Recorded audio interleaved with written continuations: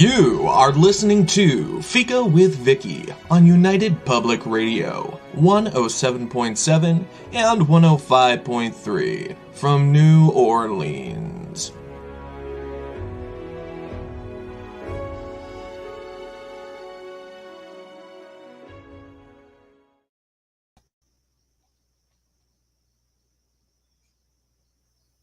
Everyone, and welcome to Fika. This week, Morgan Daimler is making a return visit. She is an author, both fictional and non-fictional, a witch, a teacher, and a fairy expert. We'll be discussing her freshest release, Freya, meeting the Norse goddess of magic, and Between the Worlds, a fictional series. Morgan always has a lot to share with us, and what she shares is real. Whether it's her personal experiences with spirits or deities, or the emotions of a fictional character, we can feel the truth behind them.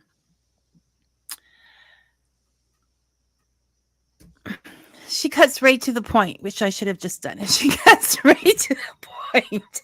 And though you're never quite sure what you're going to see next, you know it's something that's going to make you think, whoa, I didn't see that coming. But yeah, I get it. And I'm going to take that one step further, if I may. So thank you for taking us one step further in our thinking and our understanding, Morgan. And welcome back to Fika. Yeah, thank you for having me back on. I'm excited to be here. Ben has written, "It's Morgan Daimler throws flowers." What does that mean? Ben, what does that mean? Hi, Ben. Morgan, he's throwing flowers towards you. Okay, I read it wrong. It's Morgan Daimler. Ben throwing flowers. He can throw flowers at me if he wants. It's fine. Yeah, no, it's very good. I just see, this is what happens when you use a different expression when reading something, right? It has a whole different meaning. How are you, Morgan? I'm hanging in. It has been a very hectic summer, but I'm managing so far. You are, and you're doing well. And thank you for clarifying that, Ben, and for your sarcasm this afternoon. Okay, Ben Simpson, author, says hello, and it means hello. Okay, so we're going to forget about you for a minute, Ben. He's being disruptive, Morgan. Oh, no. And we'll get on with our... That's him, right? Yeah. I mean, his book is really good, so he can be disruptive if he wants. It is. His book is constructive. I will never have any complaints or criticism of his book. Or of Ben either. We're just joking around, guys. Just joking around. Okay, so I wanted to clarify something for myself, and whether the audience wants it clarified or not. Sure. So Freya, we've talked to other authors who have written pagan portal books as well. You have written several. The last one, 21st Century Fairy, we discussed, was a pagan portal. So within the Norse beliefs, you have also written Odin and Thor. Yes. But you've also written the Norse Pantheon book, and I know that Moon Books has other Pantheon books, and so what is the difference? I disappeared. What is the difference between the portal books and the Pantheon books? Sure. So they're both meant to be introductory in different ways. I love the Pagan Portal series, which is why I've written so many books for it, because I just think it's a marvelous idea. Yeah, it's the idea is to have a book that's about 100 pages or so. So the price point is going to be lower because books are getting quite expensive. Crazy, yeah. But that offers like a very solid basic introduction to a topic and gives people enough of an understanding of it to decide if they want to learn more, or at least feel like they're pretty grounded in understanding it, which I love. I think that's a wonderful thing to do. The Pantheon series, the books are a little bit longer. They're not quite twice as long as the Pagan Portals, but close. And it's supposed to be a little more all-encompassing. So it gets into more depth with different things. It gets into a little bit of the history. It gets into different aspects of historic belief, modern belief, just digs a little deeper because you have more room to write. Of course, it is then a higher price point. So, it's a But it's what's happening, and it's not the authors. I don't want to. It's what happened. The authors have no control over type of thing. So, no, it's a supply issue as far as I understand it, with the cost of papers going up, the cost of productions going up, shipping is going up, and that all ends up raising the price of the books. Right. And the firefighters aren't going to help the firefighters are helping, but the fires themselves are not going to be helping the situation. So this is what I like about the pagan portals, because it gives you so many references to move on and study yourself. And I think, yes, I will. I haven't read any of the Pantheon books yet. So.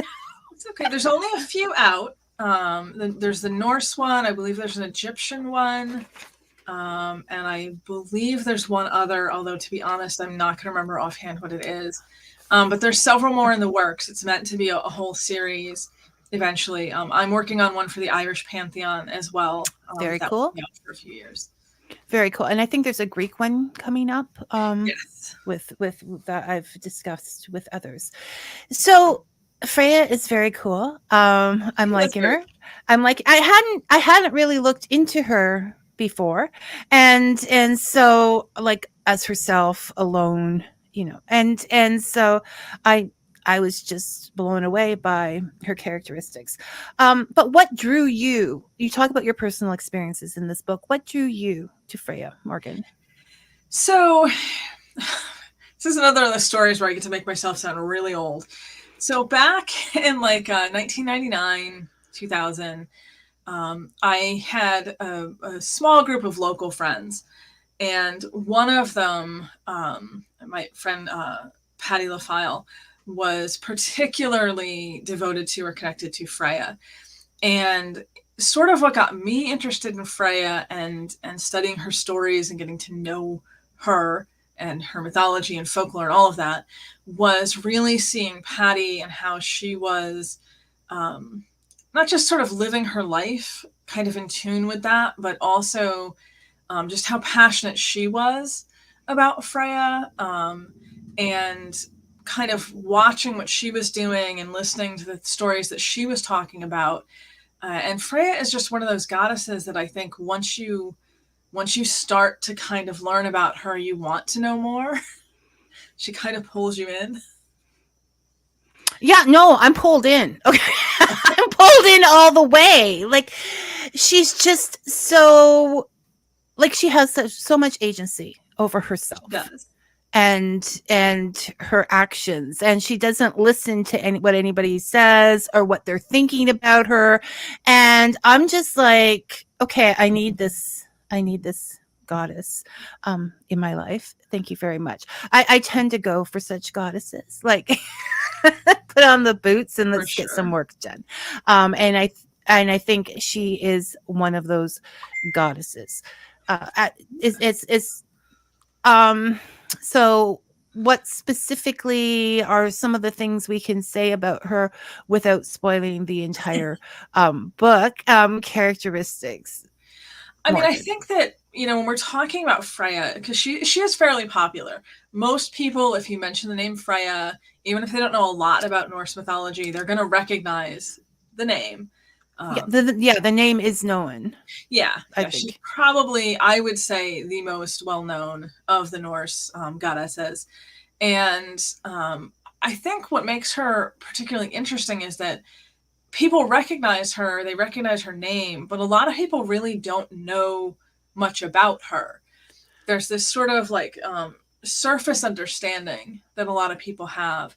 So when you dig into her mythology and her stories and her associations and all of this, there's just so much to it. Like, it was hard to keep it to a pagan portal. I could have written a lot more about Freya because there's just so much to her. And I think that there's certain things that on the surface we hear about her Like you'll hear people talk about she's a goddess of love. And that's one of those things that it's true, but it's not true. It is true, but in a very specific kind of way that you have to sort of appreciate her stories and what she was actually connected to understand. You know, she's not like a Valentine's Day goddess. No, not at all. Are there any Norse Valentine's Day gods or goddesses? One of Freya's handmaidens, I think, is more associated with maybe what we would consider that sort of like romantic partnership kind of energy. Freya, in my opinion, at least, and from how I take her stories, is a little more on the passionate end of love. She was paid too for it, which I think a lot of people don't realize, but definitely not the merit. No, well, from what you wrote, I saw her as a life goddess and love being part of life and the side effects of love. So, or just I like that. That's a good way to put it. The side effects. Yeah. So she's there for birth. She's there for death. She's there for war. She just sort of gets. I just see her get down to business, goddess, as we maybe a little less emotional and don't even go there kind of attitude. Yeah, I think that's another thing a lot of people don't necessarily appreciate about her, is that she does have this sort of all-encompassing energy to her. You know, she kind of, like you were saying, she sort of has these different aspects, I guess we could say, that can apply sort of throughout your whole life in all sorts of different situations. And I'm not a huge fan of the idea of like deities of specific things. I think that tends to be too narrow of a way to understand them. But it is true that a lot of them are associated strongly with, you know, this particular thing or that particular thing. And with Freya, it's sort of everywhere. You know, she's kind of a little bit of everything in a really, really good way. Yes, I think so.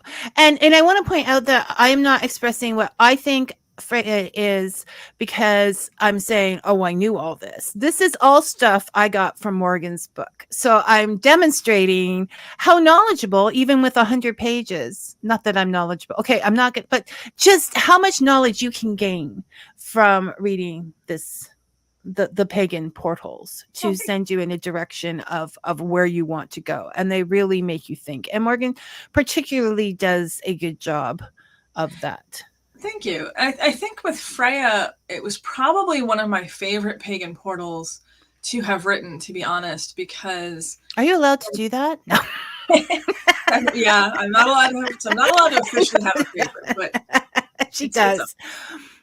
Just because I learned so much when I was writing it, because there were certain things that, like I said, are kind of just widely known or widely accepted about Freya, that when I really dug into them, just turned out to be so much more layered and nuanced. And there were actually certain things that I had always kind of assumed maybe weren't true about Freya, or were like modern revisions about her character, that when I actually dug into it, it's like, no, there's all this history to it, and there's all these like social contexts that would have been going on at the time that sort of explain why things that we might sort of be a little squeamish about maybe, or, not want to look into closely, are actually kind of important to understanding her. So it was and the time that she developed into a goddess. Ben has an actual question. Was there anything you learned in writing this book that you didn't know before? I definitely learned a lot writing this book, which I have to admit was a little bit surprising, because, as you mentioned, I've got Pagan Portals Odin, I've got Pagan Portals Thor, I have the Norse Pantheon book. So this is not my first time writing about this sort of more general topic. And I've been kind of active in the US heathen community since 2006. So, and it's not a subject that I like was new to, but there were a lot of things about Freya that I didn't realize there was so much nuance to. And I'm trying to think of a specific example to give. And of course, my mind goes completely blank when I try to find specific examples on the fly. But I think maybe, like, for example, the connection she has with fertility, particularly agricultural fertility, that was something I really hadn't understood or been aware of until I was writing this book and really digging into the sources. And it clarified for me. So there's a saying in a couple different Norse myths. I shouldn't even say a saying. There's something that happens in a couple different Norse myths where the giants or a giant kind of confront the gods or have the gods in a bad position or have stolen something from the gods, like Thor's hammer. And what they want is the sun, the moon, and Freya. And the sun and the moon are kind of self-explanatory. You know, why wouldn't you want the sun and the moon if you can make demands of the gods? But why specifically Freya? Out of, you know, all of the goddesses they could have wanted, you know, you've got Iduna right there, who has the golden apples of immortality and all that fun stuff, but they wanted Freya. And I think I had always just sort of accepted that without really contemplating why. But when I learned about how connected she was to sort of this agricultural abundance and this idea of fertility of, you know, people and animals and the land and everything, it makes so much more sense now when I read that passage. Like, oh, of course they would want her, because she's kind of the key to everything being fruitful. Yes. No, she's really an all-purpose goddess. I'm just if we're going to give her a brand or a, you know, that line that gets people into Freya, she's all-purpose. I love her. Brian would like to know, Morgan, how would you compare the characteristics of Freya with other major goddesses, for example, Hera? I mean, I definitely think we can always find some points of comparison and crossover when we take someone like Freya and then compare her to anyone, whether it's Hera or the Morgan even, or anyone. And I think some of that is because of what we were just discussing, that she's got this all-encompassing kind of thing going on. I do think if we look at specifically like Hera, that Hera would be more comparable maybe to Frigga, who is Odin's wife in the mythology and sort of the, I guess you'd say, queen of the Aesir, queen of the Norse gods. Freya is a little more feral than that. You know, she's not the sort of goddess in the stories who sits on a throne and looks down and sees the fate of the world, which is something that Frigga does. She's a lot more hands-on too. Not that Frigga doesn't have her moments, but Freya seems to be much more much hands-on. Yeah, much more interactive with the human world. Yes. With all the hands. So I think if we want to bring out her practicality and who she is, can I just tell one little story, sort of PG version, very short, Morgan? So just go ahead. Okay, so Freya wanted this necklace that was made by 4 dwarves. So she suggested a way in which they could have a good time all together, and she would have the necklace at the end of that. So they had the good time, and she has the necklace. Now, many people over years and centuries, maybe not quite understanding the times and the contexts and the way things have sort of had negative connotations towards that and come up with a few names or whatever. I say this demonstrates a woman, a goddess, who knows what she wants, knows what she has, and uses it to get what she wants. So good for you, Freya. And this is the kind of goddess we're talking about. Yeah, and that's a really good example of something that researching it made me rethink how I was approaching it. Because it is one of those things, it's a little controversial. Some people don't like to talk about that particular story with Freya, or they do tend to take that very sort of, I guess, goddess shaming approach to it. That's probably a dangerous hobby. I'm not shaming any goddesses. Yeah. But when I kind of started digging into it, I realized that a lot of the popular versions of the story that get sort of passed around are from the Victorian era. And the Victorian era, those stories of any culture are really an issue to kind of take too much at face value. Okay, we're just going to...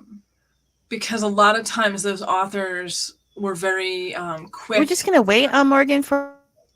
Oh, did I freeze? Well, now you're frozen. Everything's frozen. I could keep talking. I don't know if anyone can hear me, or if I'm frozen, or if you're frozen. So, awesome.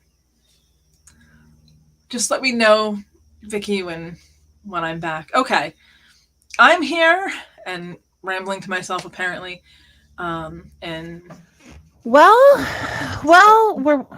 That's See, okay. I'll just keep talking. Okay, all right. So we missed everything you said up to I'll just keep talking. Okay. Oh, okay. So I'm the one that's frozen. Okay, why am I frozen? That's okay. I'll talk for a little bit and we'll try to get it figured out. But basically, the Victorian writers are very quick to insert their own sort of morality. And part of that meant that they were very judgmental of Freya's actions. So, when we're looking at this story of her making this deal with the 4 dwarves, which involves spending a night with each of them, the Victorian authors did not relay that in a way that looked any sort of positive towards Freya. Whereas when we go back to the older sources that they were sort of pulling from, it was a much more neutral kind of story. There wasn't this judgment. It wasn't implied. Like there's one Victorian version, which is just really harsh towards Freya. Talks about how much shame she felt and all of this nonsense. The original version wasn't like that. It was just, there was this thing the dwarves had made. The dwarves, of course, are known for making these amazing magical items. That's where Thor got his hammer, courtesy of Loki. So when she saw this necklace and it was something she wanted, this was how she got it. And it really does kind of lean into who she is as a deity, this symbol of fertility and fruitfulness. And like you said, it's a great way to look at how she has all this agency and all this control. All of the other Norse gods, when they have these dwarven-made treasures, they were all given to them, usually by Loki trying to fix a problem he caused. But with Freya, okay, that's not the case. She went out and she acquired this herself, which is really striking if you stop and think about it, in contrast to like Thor and Odin and Frey, her brother, who just sort of passively were given these things. So I'm going to trust I'm working now. I can hear you. Okay. You seem fine now. Okay. All right. So yes, she took what she had and she got what she needed. And I think instead of just sitting there saying this isn't fair, all these people get what they want and I have to work for it. And she did. And that is a great way of, yes, we talk about the context. Now, excuse me, that's the older context. What I love about 21st century fairy and this one is that you add lists of all the contemporary stuff that Freya is in, like whether it's a series on one of those streaming sites or even video games. You bring it up because you say it's important for us to interact with them on a more modern level. Yes. And can you tell us why that is? Why should we do that, Morgan? Sure. I think, and to be clear, I'm not implying that all of those depictions in video games and TV shows and movies are perfect or even sometimes good. But I think that it's easy to fall into this mindset, even for people who are learning about these deities, or even people who are pagans or witches who are trying to engage with them now, of seeing the gods and the goddesses as historic, as, you know, rooted in the past. And I think it's really important to include these modern examples to really get people to grasp that, you know, they're still current. You know, there are still new stories being told of Freya. Again, whether those stories are good or bad is a separate conversation. But, you know, she's still very present in the world. She's still very present in people's minds. And I think we need to be aware of that in order to really understand how important she is. Because stories change. Mhm. They change with the people's needs. And therefore, she would be available for the needs now, and Yes. to make herself known in ways that are more available to us. In that same idea of this is the way it was, this is the way it's always going to be, you discuss the difference between, well, say for example, I love the part where you say your daughter drew a picture of Freya and it came from the heart, from the soul of who she was, not what the world has, you know, other illustrators have shown us, or whatever, that was from her heart. And you were going to pick up some crayons. Do you have the picture to show us? So I should have planned ahead. I wasn't even leading that. So like, how cool. I should have asked her to draw a picture of Freya. But we're all going to have different interpretations. And that's how people, in the first place, there was no books on this is what Freya is. There was people getting to know her and creating their own understanding. Yes. Yeah, and I think, you know, when we look at the older mythology and the older stories, a lot of times we don't get physical descriptions. You know, occasionally we will. But even then, it can be contradictory. Like Thor, we have some references of him as a redhead, some as a blonde. You know, so it's kind of up in the air. There is no decisive, like, this is how he appears in the mythology. It's a little fluid.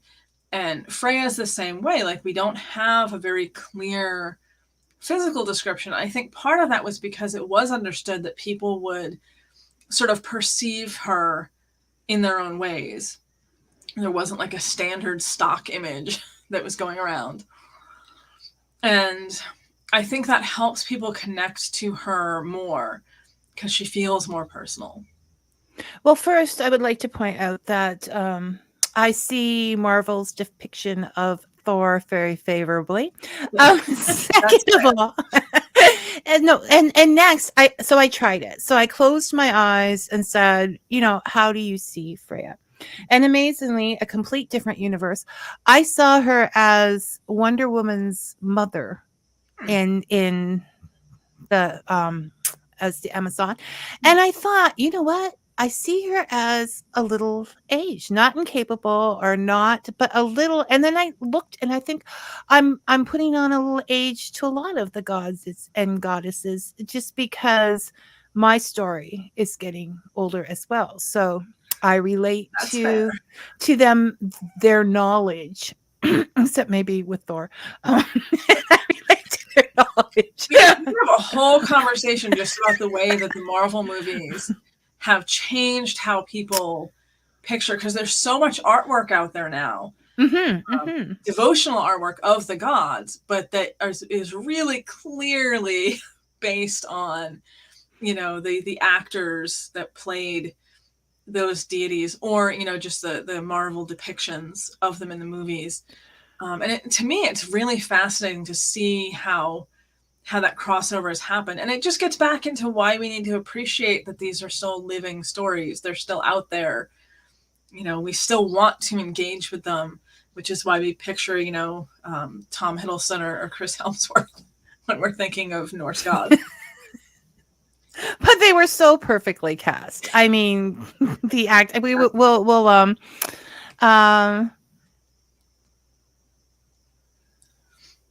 Okay, so Ben, the spring break. A lot of queer Norse heathens resonate with the sexual aspect of the deities because of the Marvel depictions. Yeah, I think I'm not sure if this was where Ben was going with this, but I think the comic books in particular, because the comic books you had Thor becoming Lady Thor, and then back to Thor, and you have Loki all over the place, and we had the multiverse Loki TV show where you have an alternate Loki that was female. So I definitely agree that there's a lot of queer people out there who resonate particularly with some of those Marvel aspects and showing that fluidity. The Thor part, not so much in the mythology. We don't find the Loki for sure. Loki's all over the place. Yeah, Loki, for people who aren't familiar with the mythology, is the father of several children, but is also the mother of at least one. So work that out, if we will. I would like does what he wants. I would like to I would like to just take a minute here to vent about the Thor becoming a female. Okay. I have never ever had any problems with representation, because if I see characteristics in a character I like, I just take them on, whether they're male or female or whatever. And I thought, this is an easy thing to do. But then the Thor thing happened, and I started seeing like these people who hadn't talked about comic books in 100 years or whatever, going, well, she can't do it. A woman cannot be Thor. And so I was like, okay, I have to rethink this, because obviously it is issue. What is their problem? Yeah. And what is their problem? That's a good question. And maybe little girls do need to have even before Marvel, to be fair, way back when the comics started or whatever, I was a Thor fan, with that really horrible cartoon with that theme song. Yes. Because that makes me so happy. Thor the god, yes, almighty, yes, because it was mythology, and it had always been. He was always my favorite I'm not a big superhero fan, but he was always my favorite superhero because he was a myth, and I was attracted to that. So I started thinking. Has one of my favorite lines of all time, which is something happens and Thor is like, by Odin's beard, and Odin's right next to him and goes, by my beard. Yes. And it just cracked me up. Yes, no, I'm gonna have to put that up on Fika, the theme song and the whole bit. So now I'm so bad, it's good. So I'm thinking, I was a little girl who loved Thor, but had a strange way of thinking, obviously, because I'm just like, I can be Thor. And so I was rethinking of that, and I was thinking, maybe there's little girls that need to see Thor as a little girl. And I do not have comic books, but I have the first 5 of the Thor female series. Yeah, just because I was going to frame it, because I was just like, how dare you first complicate my life? I had it all sorted out in my head. And second of all, just why? Why is this a big deal? I just don't understand why it would be a fuss. It's a story. Stories change. Well, I understand why it would be a fuss, but it's not a fuss to me. Who thinks that that's really strange does not read comic books, because comic books and the way that they retcon things and have these storylines and then go back to the other storylines, and if you're a fan of comics, the amount of alternate universe, different things that happen in comics is really all over the place. So the Lady Thor arc was not even that strange or unusual by comic book standards, and I actually think it was really good to challenge people who have a super rigid idea of who or what a deity can be. If it's a deity to me, then it can be what it wants to be, and it can take on whatever form it wants. It can do what it wants. It can, I'm not going to put a limit on a god based on what I assume about human physicality, which we could also get in a whole conversation. Well, yeah, whether or not they have or they're just a appearing as we want them to appear, and just to prove the point that is it okay? Here is my husband saying, speaking of comic book, is the only comic books you own are the Thor became a woman comic books, because I needed those. And Brian brings up a good point, which happens so Brian brings up a good point. The comic book Lady Thor arc was great. It brought up so many philosophical issues, not least of which is, what does it mean to be worthy? What does it mean to be worthy? And that is something that affects everybody. So good point, Brian. And so so going back to Freya, but I do stand by the fact that this was an important little side note, because it talks about how we feel about how people feel about I think it's good appearances. To challenge our preconceived notions. Something very similar happened, but with a much, well, actually no, probably equally dark reaction. When the Marvel movies first came out and Idris Elba was cast as Heimdall, the amount of ridiculous drama that started in a lot of heathen groups, because people did not like that depiction of that deity, which comes down to skin color, which is ridiculous. Because again, the gods are going to appear however they choose to appear, and also Idris Elba is amazing. So, but it's I think it's good sometimes for us to have those preconceived notions challenged, and to really stop and think about, why do we feel like a deity, whether it's a comic book version or a Norse pagan version, has to be depicted in one very specific way? Why are we uncomfortable with that being flexible, especially in the modern world where, why should it appear with whatever motorcycles and I don't know, anything? Because physical to some people is so much more important than imagination and spiritual. And Ben says, how dare they? And yes, you are correct, Ben. Now, moving that sort of brings up another touchy subject with the heathenry, and you brought it up in the book, and I'm very glad that you did, because if it's not brought up, it's going to bring an unfavorable opinion of all heathens and the Norse mythology. So when we speak about them arguing because of skin color, why is that, Morgan? Why would they do that? So heathenry, Ausatru, Norse paganism, whatever we want to call it in whatever context, has struggled for a long time, a long time at this point, with issues relating to racism and white supremacy and a lot of things along those lines. It's very common for runes, for example, to be co-opted by these groups, for Odin in particular to get co-opted by these groups. And again, keeping in mind as I say this, I've been part of the heathen community now for whatever it works out to, 17, 18 years. And when I first had gotten into it, there was definitely an idea that you shouldn't tolerate these sorts of things in most of the groups.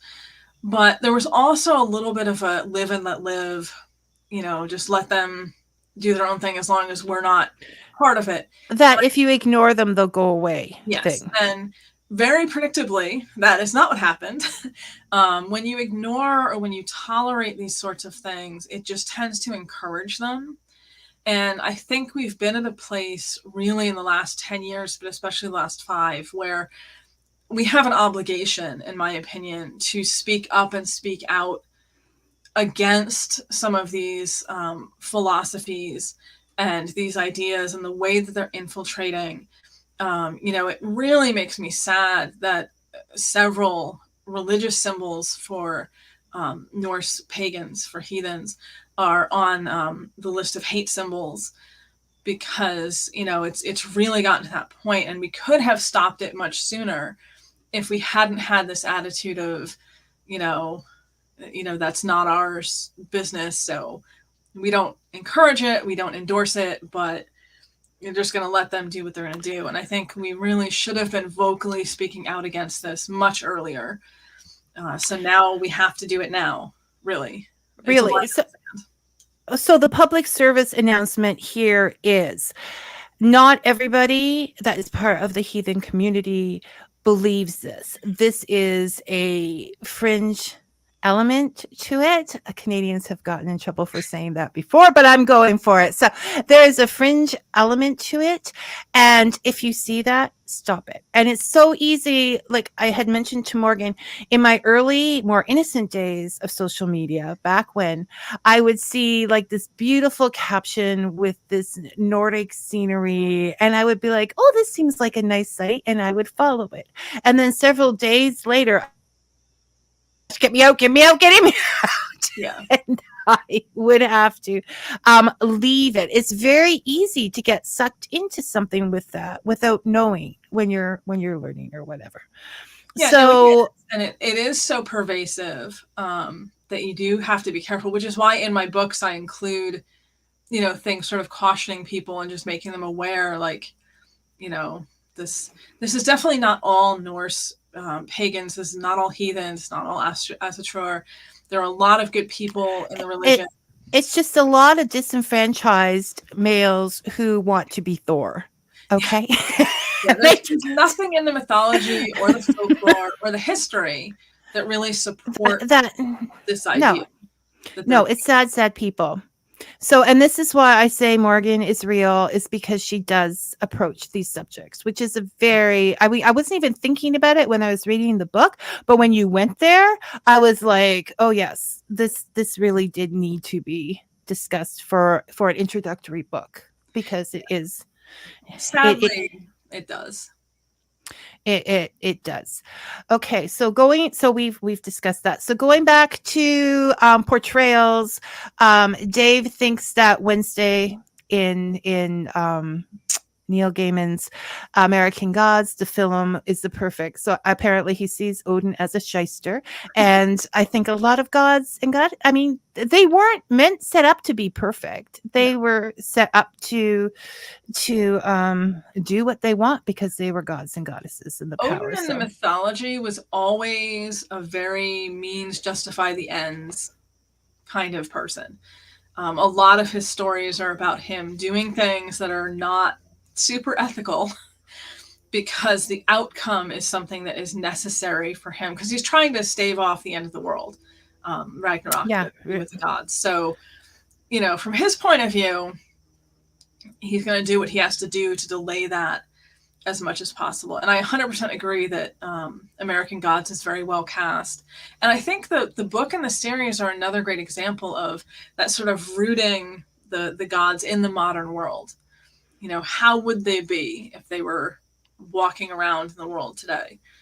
Yeah, Neil Gaiman definitely has a wonderful way of reimagining that with my... Yes, love the man. Okay, his work, love the work. You can love both, it's fine. I can love both, it's good. So one more thing, and then we've got to move on, because we want to talk about Between the Worlds. I want to talk about Between the Worlds. I'm so caught up in the love story, I don't know who I want to or how that's going to spoil it for you. So I only have 11 books in the series. Lots of reading there. So when we talk, so we kind of covered that. You need a little bit of the academic look into it so you know where it originated and can get the regular story, but you need that personal experience and that. So it's that balancing when going into any of those things. Yeah. And I definitely, once again, any writers out there, suggest this book, because Pagan Portals are, is all in lists, all the details. You don't have to look much further than they are to get what you need for a fictional book. I've had so we're going into and tell me that they like the books because they're pagans or witches. They like the books because they're fiction authors that were looking for like research material. Like there's definitely a lot of reasons that you might find the book valuable.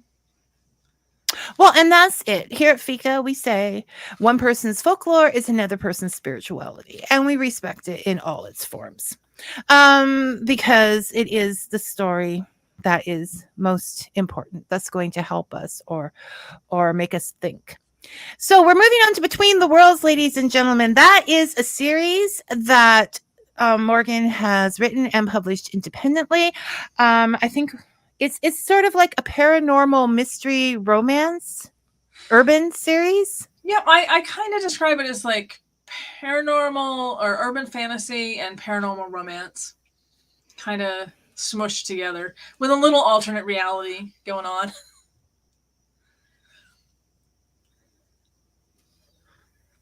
Oh, I think Vicky froze again. Are you back? Keep talking. Yeah, when I initially was going to write it, I hadn't written fiction in a long time, and a friend of mine had suggested I try it. This would have been back in 2013, I think, or 2014. And what they had suggested was that I should write something that I wanted to read. And so I figured, you know what? I'll give it a try. You know, why not? And initially, when I was writing the first book, Murder Between the Worlds, I really was just writing a story I would want to read. I didn't think I was going to publish it. I wasn't worried about other people seeing it. I was really just doing it sort of for fun in a way, although it is a very kind of heavy book for those of you who are considering reading it. The premise is that in 1914, the human world and the world of fairy were merged together involuntarily, as it were. And it resulted in this kind of patchwork quilt world where, you know, parts of it are still the human world, parts of it are the world of fairy, which is run by the elves, and parts of it are kind of these border areas between those two sections, those two patches. And in a place, in a town that exists kind of on the edge between those two worlds, there is a serial killer who's going around. And the main character kind of gets pulled in as someone who is a bit of an expert because of her background and having a bookstore in what they think might be the purpose of the serial killer. It's sort of these ritual killings. And so obviously the first book is going to deal with a serial killer, which is not super light reading for everyone. Well, it isn't, but it's real. Okay, you're doing a mystery. You're doing how these people will react to any, like we just talked about with Freya, how people react to changes in their life, and this is an alternate reality in which there was a big change in their life and they've never gotten over with it. So you can't really write a book like that without getting a little, you know, deep. Yeah. Well, and part of what I want to do with my fiction is take on some really popular tropes. So I like to take things that are very common in other urban fantasy or paranormal romance or what have you, but then twist them, you know, do them a little differently. And one of the things I do with Between the Worlds is I do try to look at, you know, how would this actually impact someone who kind of gets sucked into this investigation, but really doesn't have that background. You know, she's not a police officer. She's not a detective. She literally is a bookstore owner. Yeah, well, because bookstore owners, we readers, are experts at a lot of things. Yes. That's sort of where she's from. She's read a lot, but she doesn't have a lot of practical real world experience. No. With certain things. Well, no. And that's always helpful to do. But it does, I don't know, I'm caught up in the characters. Your characters are always very interesting. I'm caught up in your taking on these tropes, but because they are real characters. They are no, not that I'm saying the fiction is, I know you people think that I believe this stuff is always going on somewhere outside of Morgan's mind, but at this point, I feel like I'm just like taking notes and repeating the stuff the characters get into. I'm not even sure how much of it I'm coming up with anymore. That's someone has to be in control. Morgan, you can be the goddess Freya over this world. Okay, you can be the number of times, and this is true, the number of times I've had a plot planned out and outlined and been like, this is what's going to happen, this is the arc, and I get like partway through and the characters are just like, I would never do that. That is not what I would do. And I'm like, oh darn it, it's not. And then you have to go in a whole different direction because otherwise the story doesn't make sense because that's not what that person would do. Well, and obviously you do well listening to them because I do find that they follow through, like with who they are and how they might be in this situation. And there's no perfection. The characters are real. They're like real people that you see on the street, and they trust people they shouldn't trust, and they don't trust people. And I don't even know who to trust. All I know is I usually have a definite idea if there is like, or even if there should be a romance. I don't know, just dump them all. But I am wrapped up in this. Like, I'm like, I don't know what is the answer. One could help understand the past and who she is. The other she has history with. Like, but then if this happens, maybe he can help too. And Morgan, I'm just all caught up about it. So we'll move to Brian, who's usually a little more logical and less emotional. Brian asks, Morgan, I see you've both self-published and gone through small presses. How would you characterize the difference between the two publishing paths? Sorry if this is a bit off topic. No, that's a great question. Ask away. Yeah, no, that's a great question. I think really for me, there's advantages and disadvantages no matter what you do. So if you go through traditional publishing, of course, the immediate challenge is getting a publisher who is going to take your work and publish it. If we can get past that part, there are advantages. The book will be more widespread. It gets out into a lot more places. People do tend to take a book more seriously still, whether they should or not. If it's coming from a traditional press, you get a lot more support. You get editing. The covers are more professionally done. I'm saying this as someone who does not have the money to put into. No, it's cheaper to get a publisher, right? Yeah. When you do self-publishing, it is going to be an investment, even if you're on a minimal budget. But I am not one of those self-published authors who has, 4 or 5 digits of budget to spend on really professionally putting the book out there. I'm a very do-it-myself kind of person because my budget is minimal, like two digits. No, we're all listening, Morgan. We all understand. I think the advantage with self-publishing, though, is that you have complete control. So, for example, when I was on the show last time, we were talking about my novel Into Shadow, which has just come out. It's gotten great reviews. The people who read it have really loved it, but it's very hard in the mainstream fiction market or the fantasy market. And the book is just not selling really well. I mean, it is selling, but not where you would want it to be.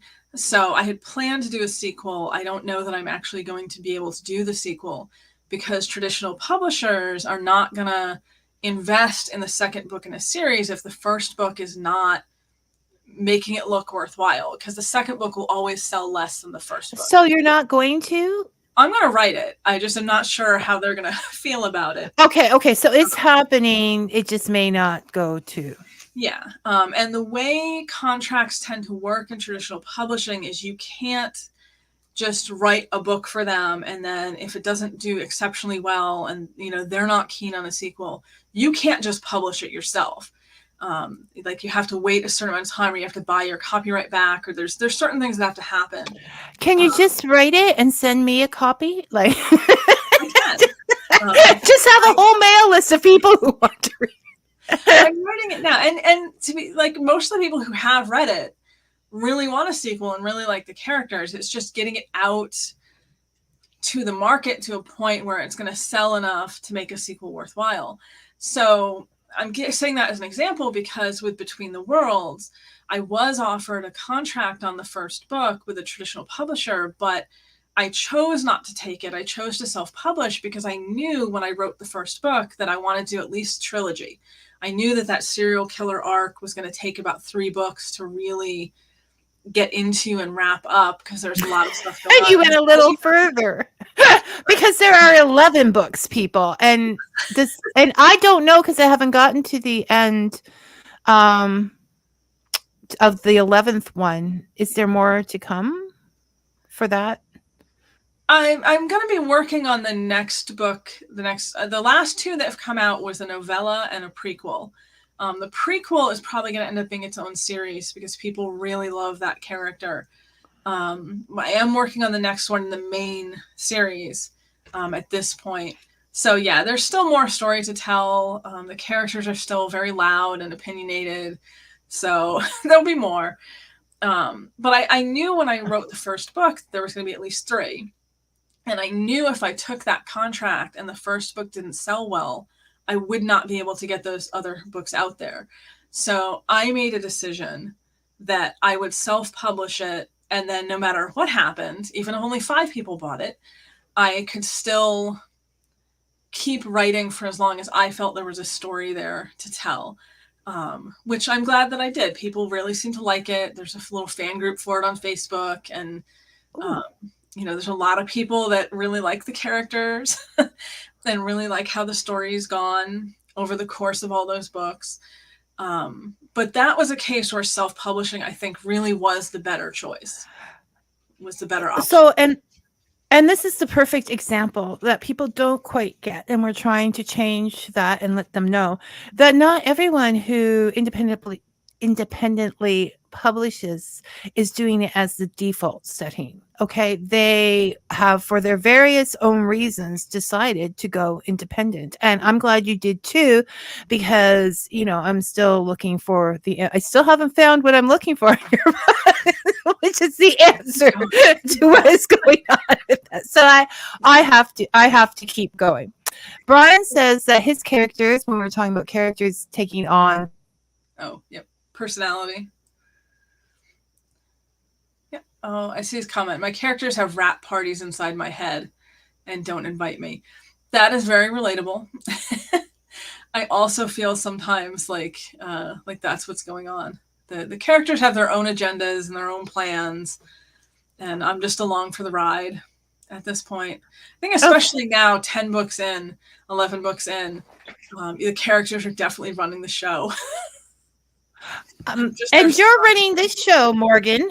I think I have to sign you up for those times I can't make it. Like, Morgan, come over, and because you did half the show anyways while I was off doing whatever I was doing. Keeping it rolling. Yeah, no, just keep that. Just get this even more now. She's earned her keep here. Okay, so. Get this series. Try the series if you're into the paranormal thing. If you're into real characters, and I went again. Keep getting this. Keep getting the books. I'm going to keep getting them. Start with your first one. They're the ebooks are very reasonably priced. They really are. I try, and I do.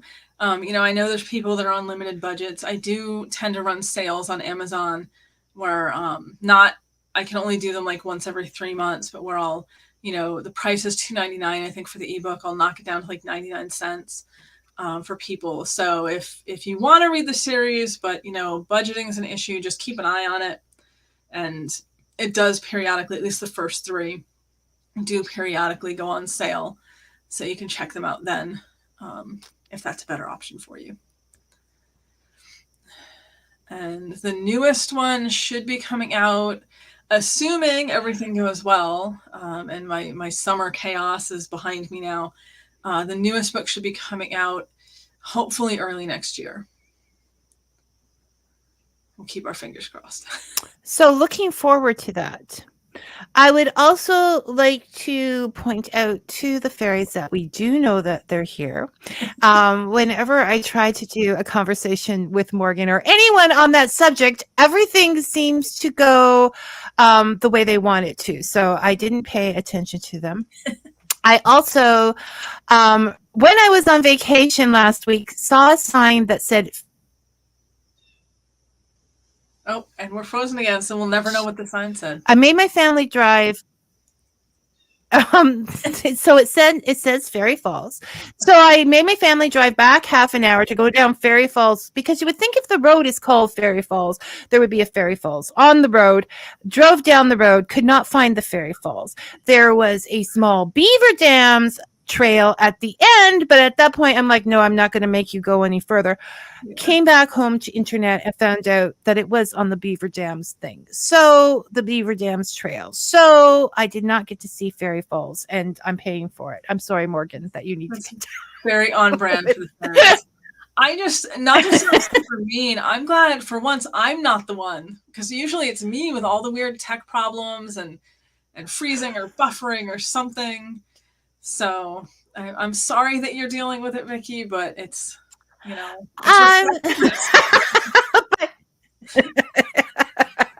I hear you. I would much rather it was you. So you're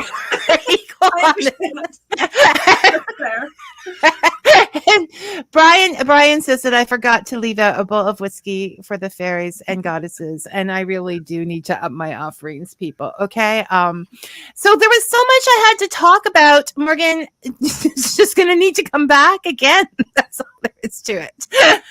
So anytime, Morgan. With you. And we do have fun, even though we have our interruptions. So you take care, and the best of luck with all of your writing and getting that. I'm not rushing you for the next, because I still have like 8 or so of the series to read. So yeah. Anyway, okay, we better just end this. All right, Morgan. So bye. We'll talk later. Okay. Thank you for having me on. Okay, I hope.